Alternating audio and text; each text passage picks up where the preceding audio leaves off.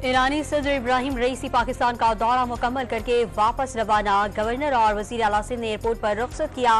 दौरे के दौरान ट्रैफिक में खलल से तकलीफ पहुंचने पर ईरानी सदर इब्राहिम रईसी की पाकिस्तानियों से मुआजरत। गवर्नर सिंध कामरान खान तेसूरी को ईरान के दौरे की दावत दे दी। दुनिया की कोई ताकत पाक ईरान ताल्लुकात खराब नहीं कर सकती। दोनों ममालिक के ताल्लुकात तारीख, सकाफत और मजहब के मजबूत रिश्ते से जुड़े हैं। इब्राहिम रईसी का वजीर आला सिंध के अशाइये से खिताब। पीपल्स पार्टी के चेयरमैन बिलावल भुट्टो जरदारी से भी मुलाकात में दो तरफा उमूर पर तबादला ख्याल किया। कराची में ट्रैफिक प्लान के तहत बंद की गई शाहराहें खोल दी गई। शाहराह फैसल, एमए जिन्ना रोड और शाहराह कायदीन से नुमाइश आने वाला रोड ट्रैफिक के लिए खोल दिया गया। मेट्रोपोल से पीआईडीसी आने और जाने वाली सड़क पर ट्रैफिक रवा दवा। मुअत्तल मोबाइल फोन सर्विस भी बहाल। वज़ीर आज़म शहबाज शरीफ आज कराची का दौरा करेंगे। मज़ार क़ायद पर हाजिरी देंगे। गवर्नर, वज़ीर आला सिंध और लीगी रहनुमाओं से मुलाकातें करेंगे। चैम्बर ऑफ कॉमर्स कराची के अहदेदार और ताजिर बरादरी भी वज़ीर आज़म से मिलेंगे।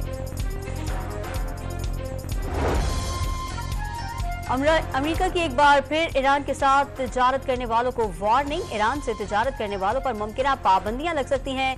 पाकिस्तान खारजा पॉलिसी के तहत ईरान के साथ मामलात देख सकता है। अमेरिकी महकमा खारजा के नायब तर्जुमान वेदांत पटेल की प्रेस ब्रीफिंग। इस्लामाबाद हाईकोर्ट का फुल कोर्ट इजलास। सुप्रीम जुडिशल काउंसिल को खत लिखने वाले 6 जजेस समेत तमाम जजेस की शिरकत। आला अदलिया में किसी भी मुदाखलत पर इदारा जाती रद्द-ए-अमल देने का मुतफ़िक़ा फैसला।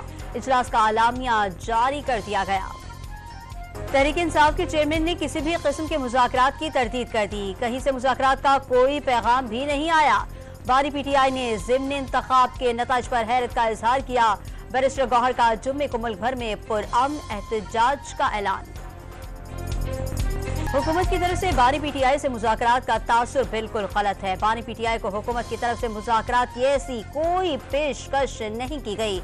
वज़ीर इत्तलात अता तारड़ की गुफ्तगू। कराची के इलाके लियाकताबाद से ताजिर से भत्ता मांगने वाले को पुलिस ने गिरफ्तार कर लिया। मुलजिम ने 10 लाख रुपए न देने पर गोली और दस्ती बम मारने की धमकी दी थी। कराची के इलाके डिफेंस स्ट्रीट 26 पर फुटपाथ पर सोए अफराद पर कार चढ़ गई। 6 अफराद जख्मी हो गए। पुलिस ने ड्राइवर को हिरासत में ले लिया। अब्दुल्ला शाह गाजी मज़ार के करीब ट्रैफिक हादसे में एक शख्स जाँ बहक। गाजा में इसराइली फौज की दहशतगर्दी को 200 रोज मुकम्मल। 200 रोज में 75,000 टन बारूद के इस्तेमाल से गाजा मलबे का ढेर बन गया। 24 घंटे में मजीद 32 फलस्तीनी इसराइली बर्बरियत का शिकार हो गए। सऊदी अरब को गाजा में इज्तिमाई कब्रों की दरियाफ्त पर शदीद तशवीश। रूस के नायब वजीर दिफा तैमूर एवानोव को रिश्वत लेने के शुबे में गिरफ्तार कर लिया गया। रूसी हुकाम ने यह वाज़ेह नहीं किया कि नायब वजीर दिफा ने किस से रिश्वत ली और कितनी रकम ली। तैमूर एवानोव ने कम से कम 10 लाख रूबल तकरीबन 30 लाख रुपए रिश्वत ली है, जिसकी सजा 15 बरस कैद है।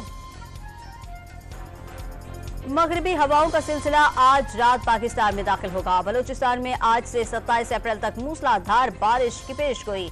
नदी नालों में तूफ़ान के खदशात। खैबर पख्तूनख्वा और सिंध में कल से जुम्मे तक बादल बरसेंगे। और पाकिस्तान में रमज़ान मुकम्मल पिंक मून का नज़ारा। पिंक मून पाकिस्तानी वक्त के मुताबिक सुबह 4:49 पर नजर आया।